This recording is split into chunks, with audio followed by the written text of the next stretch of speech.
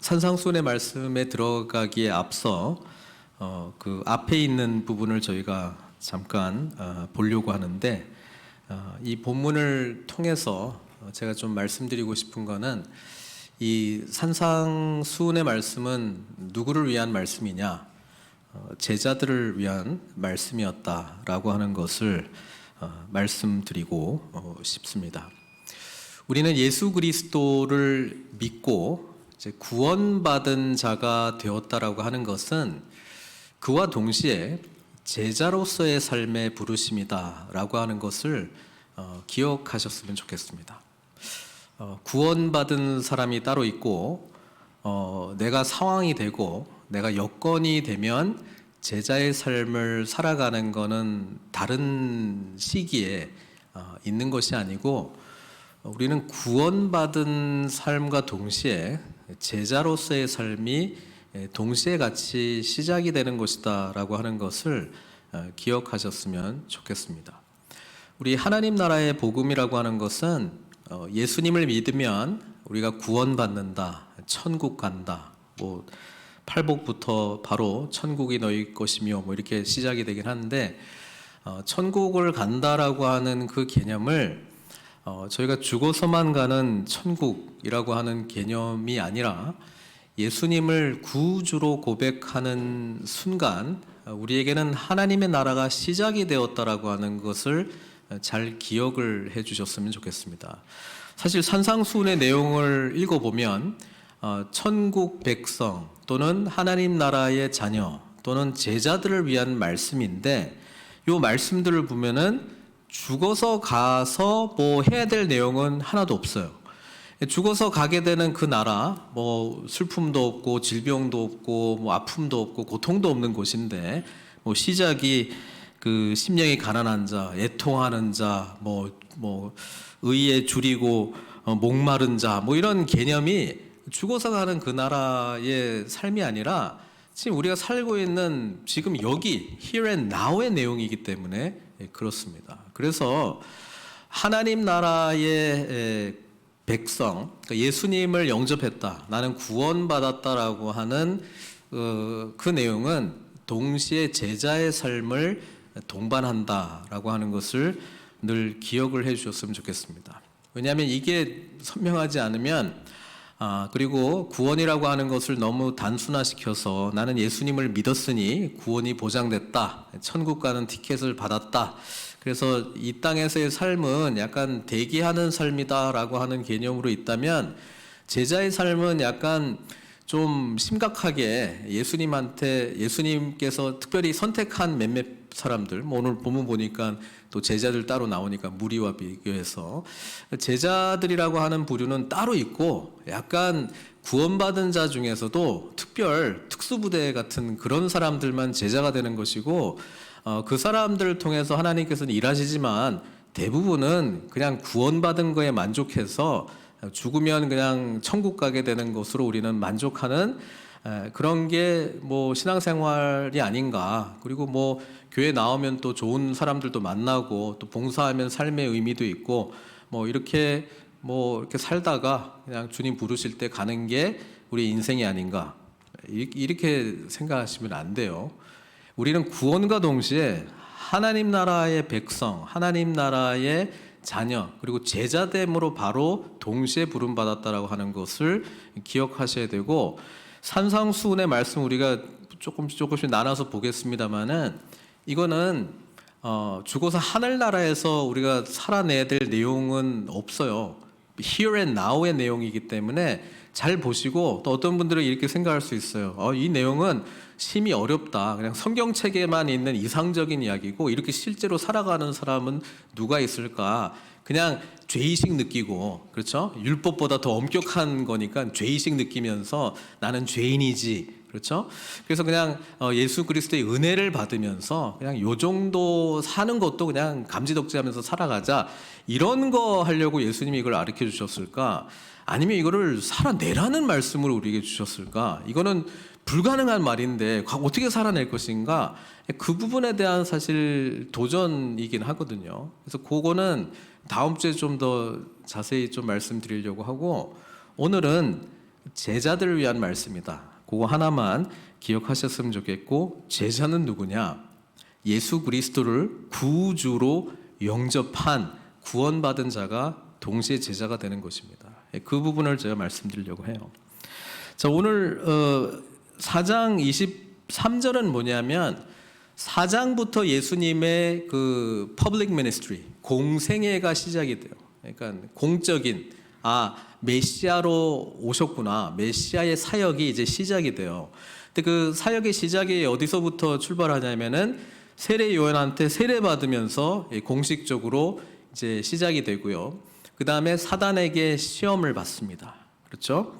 그리고 우리가 마태복음에 나와 있는 내용들을 이제 쭉 보면 예수님은 공생애의 시작을 뭐로 시작하냐면은 하나님 나라의 복음을 전하는 걸로 시작합니다.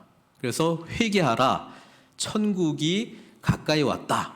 세례 요한이 전했던 메시지를 그대로 이어받아서 예수님도 여러 말씀들을 하셨겠지만은 그 핵심 메시지가 회개해라, 하나님 나라가 가까이 왔다.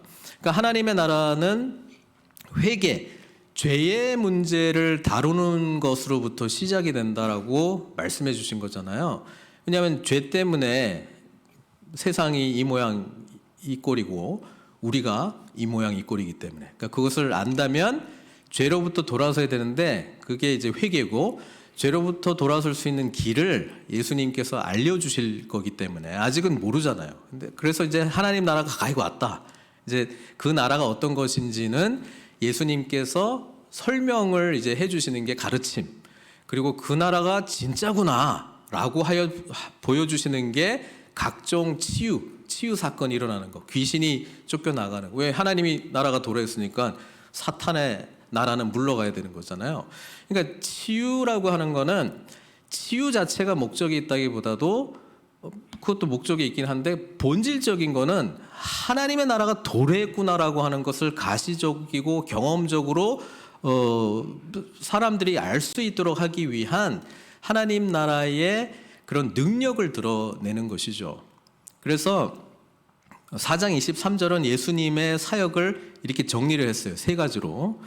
예수께서 온 갈릴리에 두루 다니사 그들의 회당에서 가르치시며, 그러니까 뭘 가르치셨냐면은 내가 왔다, 그러니까 메시아가 왔다. 메시아라고 하는 거는 기름 부음 받은 자니까 이 메시아는 하나님의 나라의 주인이시잖아요. 그래서 내가 왔기 때문에 하나님의 나라가 왔고, 그리고 그 나라는 이런 나라다.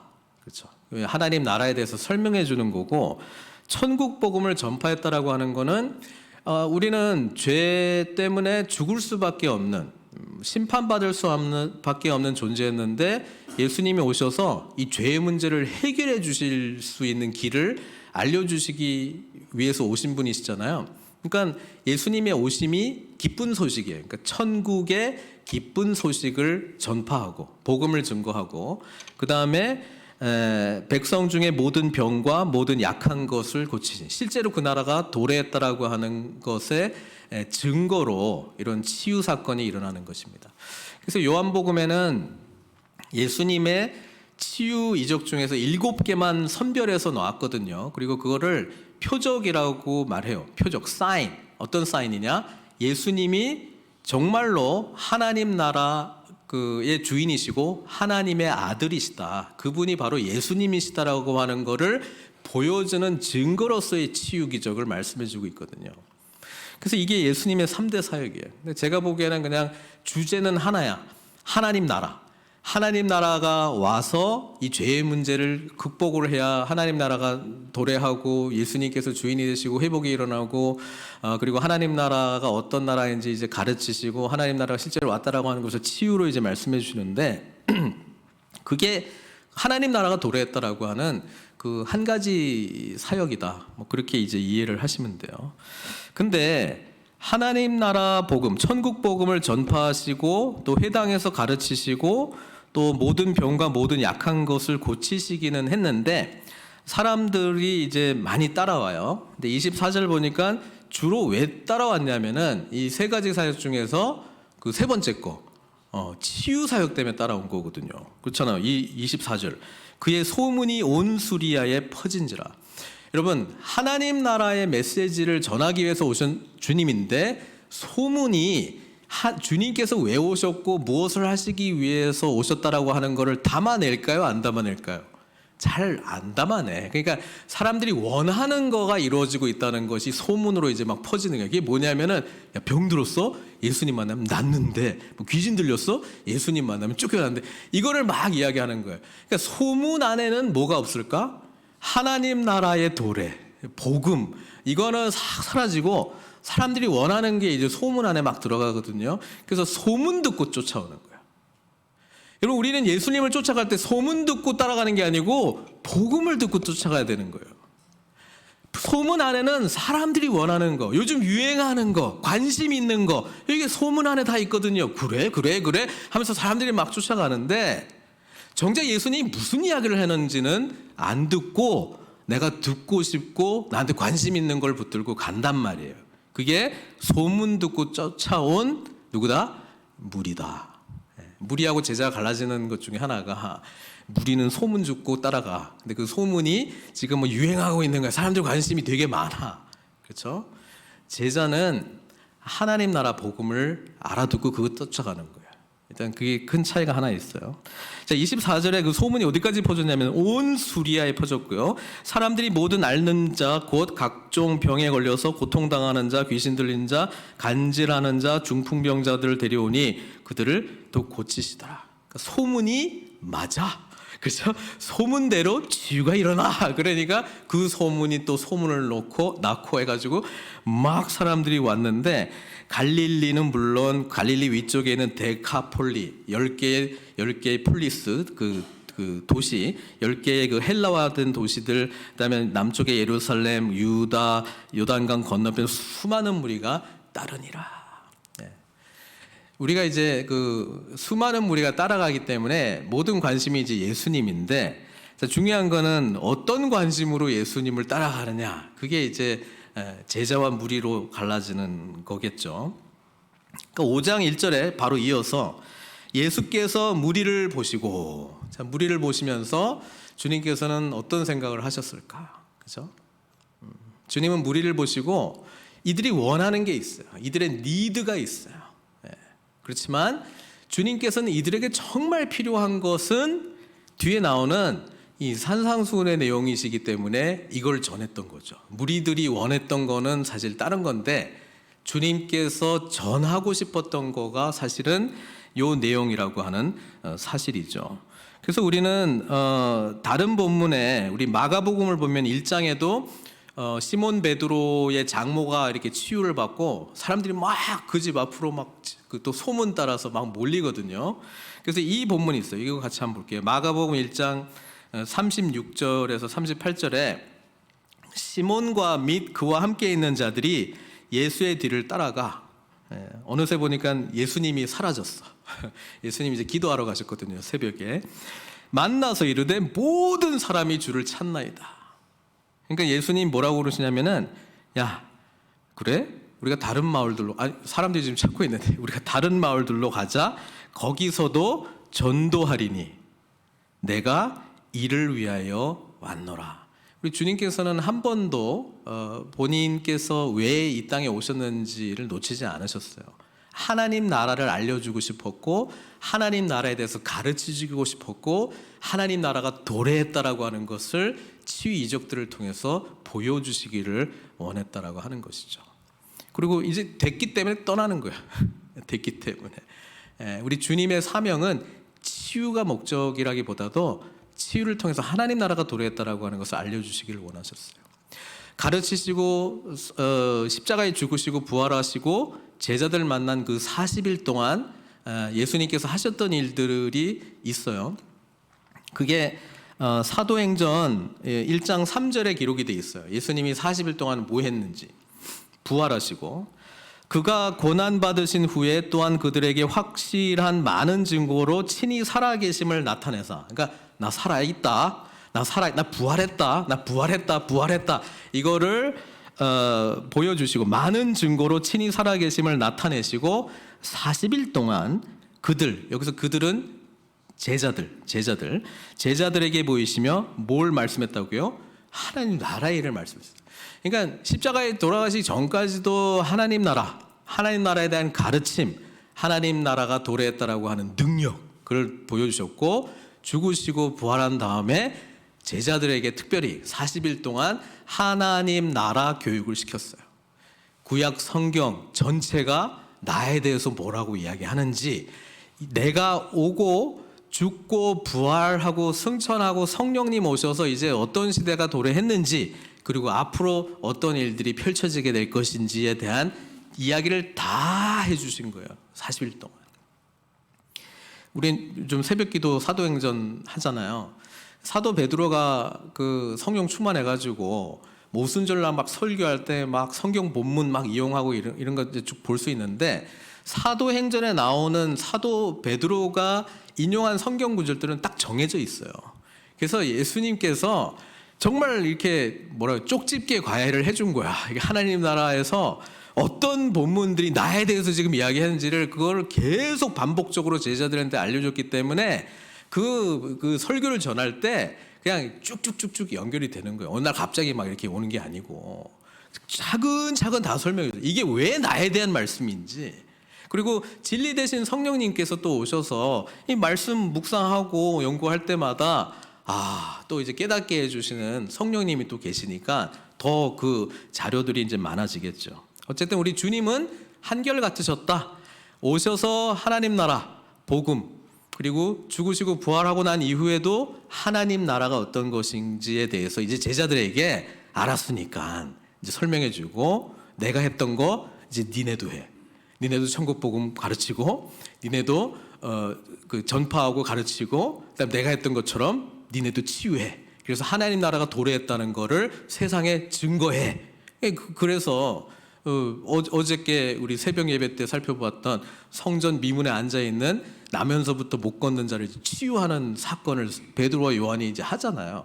그거 하라는 거예요. 우리도 그거 하라는 거예요. 그거. 네. 하나님 나라의 복음을 알고 누리고 이제 나눠주는 거, 증거하는 게 이제 저희가 이제 해야 될 일인데, 산상수훈의 내용은 하나님 나라의 백성으로 하나님 나라를 소망하는 제자로서 우리가 어떤 삶을 살아야 되는가, 여러 주제들을 가지고 이제 말씀을 이제 해주실 거예요. 자, 예수님을 따르는 사람들이 오늘 본문에서는 이제 무리와 제자들이 이제 구분되는 거를 5장 1절을 통해서 볼 수 있어요. 그죠? 예수께서 무리를 보시고 산에 올라가 앉으시니, 설교 세팅에서는 나는 일어서 있고 여러분들은 앉아 계시지만, 유대인들은 랍비는 앉고 다른 사람들은 뭐 앉아 있든지 서 있든지 이렇게 하는 거예요. 앉으려고 그런 말 한 건 아니고 그렇다는 거예요. 그러니까 예수님께서 산에 올라가셔서 앉으셨다라고 하는 거는 이제 가르치시겠다라고 하는 거예요. 그 장면 자체가. 근데 누가 나왔어요? 제자들이 나온지라. 그래서 이 메시지를 사실은 제자들도 듣고 무리들도 듣습니다.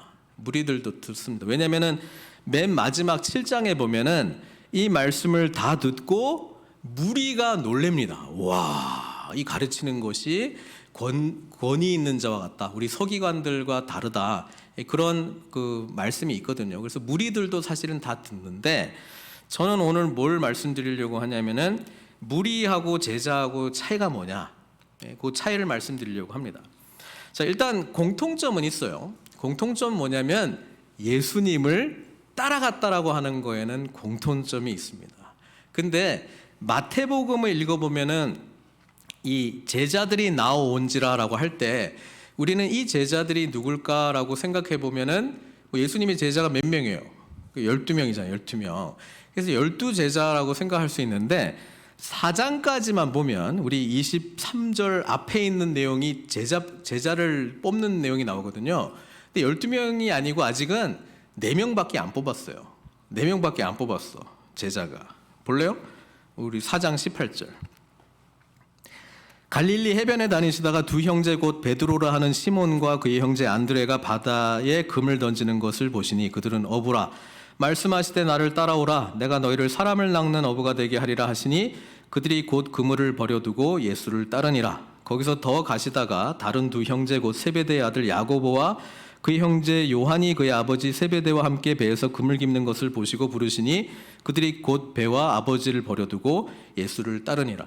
그러니까 시몬 베드로, 안드레, 야고보, 요한, 그 다음에 23절부터 오늘 본문 나온 거잖아요. 그러니까 제자들이 나온지라 그러면 마태복음 본문을 쭉 우리가 순서대로 기록되어 있다고 본다면 지금 여기 나온 제자는 몇 명? 4명이에요.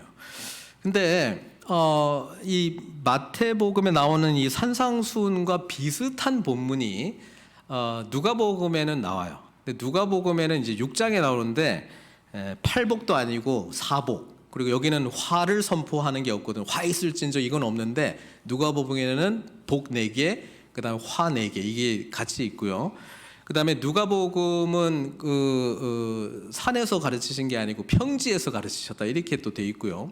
그다음에 누가복음 6장 앞부분에는 12제자 명단이 먼저 나오고 제자들에게 말했다. 그렇게 아예 누가복음은 대놓고 제자들에게 말했다고 돼 있는데 마태복음은 지금 우리가 내용을 쭉 따라왔으면은 제자는 아직 4명밖에 없고 제자 풀 명단이 나오는 거는 10장에 나오거든요. 그리고 산상수훈이 이렇게 막 시작되는 걸 보니까 이 제자를 약간 오픈해 놨어. 약간 오픈해 놓은 걸로 저는 생각을 합니다. 이제 들어갈 수 있어. 지금 들어갈 수 있는 지금 기회가 지금 아직 있어요. 4명은 이제 뽑아놨고요. 여기 본문만 읽어보면은요, 무리하고 제자의 가장 큰 차이가 하나 등장합니다. 우리 본문에서 읽어봤는데 뭐냐면은 이 베드로, 안드레, 야고보, 요한은 예수님을 쫓아갈 때 대가를 지불했어요. 대가를 지불했어요. 어떤 대가? 배와 그물을 버려두고 예수님 쫓아갔잖아요. 무리는 예수님을 따라가긴 따라가는데 대가 지불은 없어요. 굳이 있다고 하면 뭐야 그러면 나 바쁜데 예수님 만나려고 시간 좀 냈다. 뭐 요 정도가 있을 수 있고요. 병 고침을 받기 위해서 내가 병이 들었든 뭐 누가 병이 들었든 그 예수님까지 가는 그 수고 뭐 그 정도를 이거 엄청난 대가라고 생각할 수도 있겠지만 차원이 다른 대가를 지불했습니다. 일단 이 4명의 제자는요, 예수 그리스도께서 메시아다라고 하는 것을 알고, 근데 그분이 어떤 메시아인지는 아직 몰라. 그리고 아직 십자가의 죽으심, 그러니까 죄가 완전히 사함받을 수 있다라고 하는 길도 몰라요. 예수 그리스도의 부활도 목격 아직 못했어요. 그리고 승천하셔서 하늘과 땅의 모든 권세를 가지신 분이라는 것도 아직 잘 몰라. 그리고 성령님도 아직 임하지 않았어. 그런데 적어도 그럼에도 불구하고 엄청난 대가를 지불하고 예수님을 선택했다라고 하는 극명한 차이가 드러납니다. 그리고 그렇기 때문에 두 번째 차이인데요, 예수님은 이 4명의 제자들을 이름을 알고 인격적인 관계가 있어요. 제자도 예수님 알고 예수님도 제자가 누군지를 알아. 무리는 소문으로만 예수님 알고 예수님과 무리와의 인격적인 관계는 있어요, 없어요? 없어요. 이름 몰라. 그래서 제자가 된다라고 하는 거는요, 대가를 지불했다라고 하는 그 차이가 있고요. 두 번째는 뭐냐면은 주님과 인격적인 관계가 있다는 것입니다. 인격적인 관계가 있다는 거예요. 예수님께서 자기 자신에 대해서 설명을 하실 때 요한복음에 보면은 나는 선한 목자다. 그렇죠? 양의 문이다. 그 본문이 있어요. 거기에 보면은 내 양은 내 음성을 들으며 이렇게 돼 있고요. 10장 14절부터 이제 선한 목자에 대한 설명을 하시는데 이렇게 설명을 하세요. 나는 선한 목자라. 나는 내 양을 알고 양도 나를 아는 것이 아버지께서 나를 아시고 내가 아버지를 아는 것 같으니. 그러니까 우리 성부, 성자, 성령의 인격적인 하나됨처럼 안다라고 하는 것입니다. 그 경험적으로 아는 거죠. 경험적으로. 그게 제자의 관계. 그러니까 제가 이런 관계가 돼야 됩니다 그러면 아직 아닌 것 같아요. 그러니까 이게 과정자. 제자들도 아직 주님을 온전히 안다 시간이 걸려요. 그러나 적어도 이름을 불러가면서 그 관계가 계속 지속이 되어 가고 있다라고 하는 것을 우리가 생각해 볼 때 인격적인 관계가 점점 심화되어 가고 있는 그 관계 설정이 일단 되어 있다라고 하는 겁니다. 무리는 이런 관계 자체가 아직은 안 돼 있어요. 그냥 일방적인 관계죠. 일방적인 관계. 예수님, 좋은 분이시라고 내가 소문은 들어서 나 그분 가르침 만나보고 싶어, 듣고 싶어, 멀리서 다 들어. 제자들도 듣고 무리도 들어요. 그런데 인격적인 관계가 없어요. 주님은 그 사람 몰라. 이름도 몰라. 요즘 인터넷 시대가 되다 보니까요, 일방적인 관계로 내가 신앙생활 제대로 잘하고 있는 걸로 착각할 수 있는데요, 선포자와의 관계가 있어야 돼요. 여러분, 제자의 관계는 인격적인 만남이 있다고요. 그리고요, 세 번째는 뭐냐면, 이 제자들 이제 4명이지만 이제 점점 불어날 거지만 주님과 함께 공동생활합니다. 공동체의 경험이 있다는 거예요. 예수 그리스도와 함께 같이 삶을 나눈다는 거예요. 물론 지금 부족하기 때문에 마태복음에서는 맨날 제자들 무슨 말만 하면은 믿음이 없는 자들아, 적은 자들아, 마가복음에서 더 심하게 믿음이 없는 자들에게 야단치시긴 하지만은 어쨌든 부족한 부분들이 막 드러나고, 때로는 칭찬받기도 하고, 때로는 뭐 섬기기도 하고, 같이 밥 먹고 교제하고, 이 서로 알아가는 관계가 점점 지속이 된다라고 하는 것이죠. 공동체의 관계가 있어요. 그리고 이 산상수훈의 말씀을 듣고 우리 주님께서 샥 가르시는 게 있어요. 무리도 듣고 제자도 이 말씀을 다 들었는데, 마지막 그 7장 볼게요. 7장 이제 다 전했어. 산상수훈의 말씀 다 전하고 예수님께서 이제 결론적으로 하시는 말씀이 이건데, 24절부터 제가 읽을게요. 7장 24절. 그러므로 누구든지 나의 이 말을 듣고 행하는 자는 그 집을 반석 위에 지은 지혜로운 사람 같으리니. 그러니까 주님의 의도는 이 말씀을 듣고 행하라는 의미잖아요. 이 말은 비가 내리고 창수가 나고 바람이 불어 그 집에 부딪히되 무너지지 아니하리니 이는 주추를 반석 위에 놓은 까닭이요, 나의 이 말을 듣고 행하지 아니하는 자는 그 집을 모래 위에 지은 어리석은 사람 같으리니 비가 내리고 창수가 나고 바람이 불어 그 집에 부딪힘에 무너져 그 무너짐이 심하니라. 예수께서 이 말씀을 마치심에 무리들이 어떻게 반응해요? 그걸 같이 놀래. 와, 놀라운 가르침이네. 이는 그 가르치시는 것이 권위 있는 자와 같고 그들의 서기관들과 같지 아니함일러라. 그러니까 서기관들은 어떻게 가르쳤냐면은 권위 있는 랍비가 가르친 이 율법의 해석을 인용을 해요.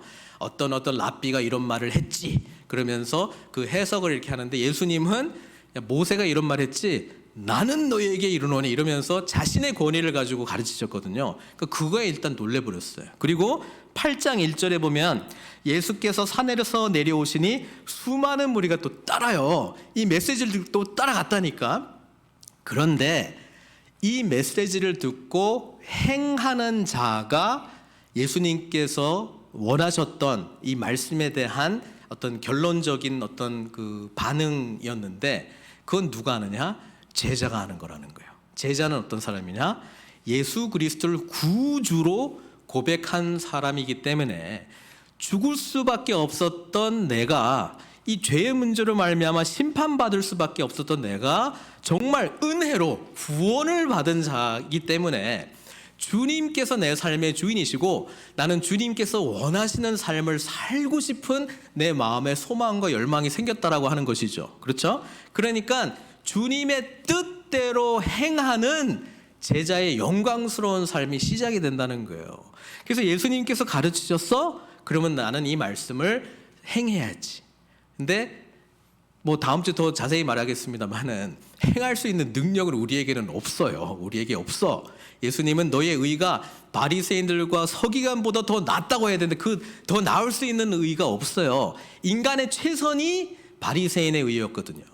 그러니까는 예수 그리스도의 의가 주님께서 우리의 죄를 대신하여 죽으시고 부활하심으로 우리에게 예수 그리스도의 의가 주어지잖아요. 우리는 그것을 믿는 거잖아요. 그러니까 이 산상수훈의 말씀은 한마디로 말하면 예수님 안에서만 실천이 가능한 삶이에요. 예수 그리스도와 동행하고 죽으심과 부활에 연합한 자만 살아갈 수 있는 삶의 모습이에요. 성령 충만한 자가 살아갈 수 있는 삶의 모습이지, 인간이 노력해가지고 살아갈 수 있는 모습은 하나도 없어요. 할 수 있다고 생각하는 건 착각이에요. 예수님이 안 된다라고 하는 거를 계속 말씀해 주세요. 근데 그 말은 할 수 없구나, 절망하게 만드는 걸로 말씀해 주시는 게 아니라 나와 뗄래야 뗄 수 없는 관계가 돼야지만, 주 안에서만 성령 충만하여야지만, 나의 죽음과 부활에 연합한 자가 되어야지만, 그렇죠? 그리스도의 다스림 아래에서의 삶이 가능하다라고 하는 것을 말씀해 주는 거잖아요. 그러니까 제자는 대가를 지불하는 삶, 두 번째 주님과 인격적인 관계가 있는 삶, 세 번째 공동체, 예수 그리스도를 중심으로 하는 공동체를 이루어가는 삶, 네 번째 예수님의 말씀, 뜻대로 순종하는 삶이 제자의 삶이다. 그렇게 이제 이해를 하시면 돼요. 여러분, 아직도 주님의 죽으심과 부활, 성령 충만, 이 시대가 아직 도래하지 않는데도 그것이 지금 여기에서 예수님께서 요구하시는 제자의 삶이다라고 하는 게 명시적으로 되어 있다면 우리는 늘 생각해야 돼. 나도 예수님을 따라가는데, 어떤 예수님이 계시면 나도 거기 가기는 하는데 대가를 지불하는 삶이 있나? 저렇게 살기 위해서 손해보는 삶, 때로는 바보 같은 삶인 것 같기도 하고, 나 혼자 왜 이렇게 해야 돼? 막 억울한 것 같기도 한데, 어쨌든 대가를 지불할 만큼 주님께서 말씀하시는 것이 나에게 정말 가치 있는 것이다라고 하는, 선택하는 그런 결단이 있는가? 그리고 나는 주님과 인격적으로 아는가? 그리고 나는 그분을 알고 있는 사람들과 공동체적인 삶을 지향하고 있는가?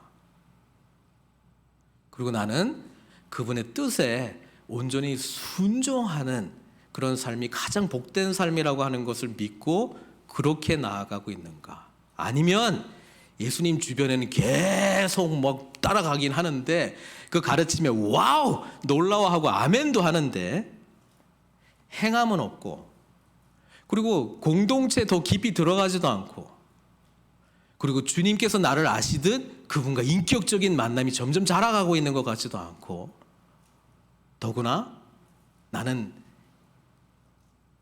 희생하고 무슨 대가 지불하면서까지 예수 믿고 싶지는 않아. 내 삶도 지금 버거운데, 그렇죠? 이러고 있지는 않은지. 여러분, 그거는 무리의 삶은 하나님 나라의 영광을 맛볼 수가 없습니다. 무리해서라도 제자가 돼야 돼요. 말이 좀 이상한데 무리수를 좀 든 것 같습니다. 제가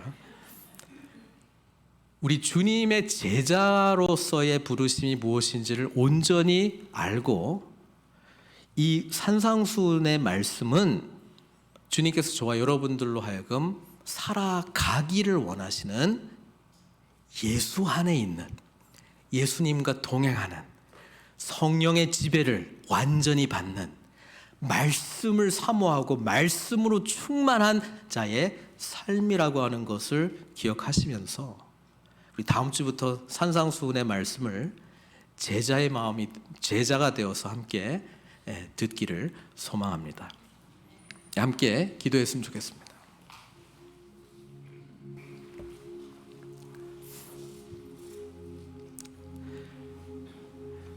주님의 이 땅 가운데 우리에게 오신 목적은요, 너무나도 분명하고 선명합니다.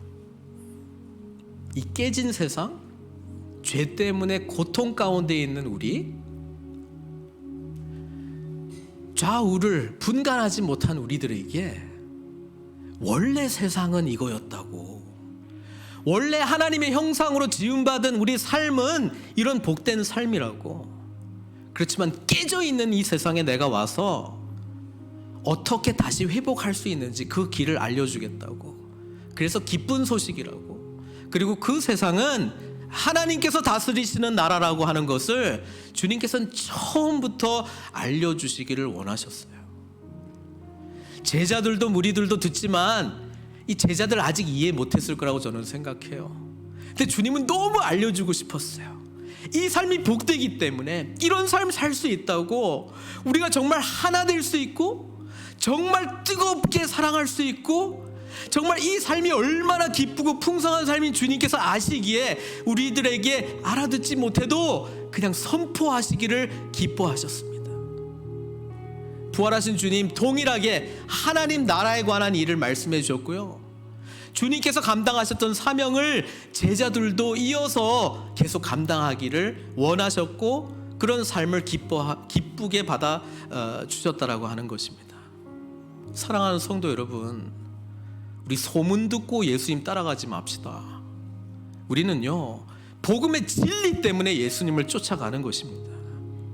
예수님께서 구세주 메시아라고 하는 것을 온전히 믿는다면 죄로부터 자유하십시오. 그리고 그 자유하게 된 인간의 삶이 얼마나 복되고 풍성한 삶인지를 알고 주님께서 우리에게 말씀하시는 모든 말씀을 생명처럼 귀하게 여기면서 순종함으로 우리 하나님께 영광 돌리는 삶으로 저와 여러분들이 부름받았다라고 하는 것을 말씀하고 계십니다. 제자의 수가 차지 않았는데 오늘 이 말씀을 펼쳐진 마태복음 앞에 누구든지 제자가 될 수 있습니다. 제자의 길이 열려 있습니다. 순종하는 자를 찾고 있고요, 주님과 인격적인 관계를 맺기를 소망하고 더 풍성히 누리기를 원하는 자들 주님 찾고 계시고요, 그리고 주님의 그 놀라운 공동체 안에 함께 삶을 나누면서 우리 하나님의 영광을 맛볼 하나님의 사람들, 그 공동체가 여전히 열려 있고요, 그리고 그 주님을 믿고 따르는 그 가치가 너무나도 귀하기 때문에 기꺼이 대가를 지불하면서 쫓아갈 그 제자들을 주님께서 찾고 계십니다. 그럼 같이 기도했으면 좋겠습니다. 주님 물으십니다. 나는 지금 누구인가? 나는 지금 어디에 있는가? 제자로서 나를 따라오라 말씀하시는 그분의 음성에 반응하시기를 우리 주님 원하시는데, 우리 이 시간 기도로 결단의 기도 올려드렸으면 좋겠습니다. 함께 기도하시겠습니다.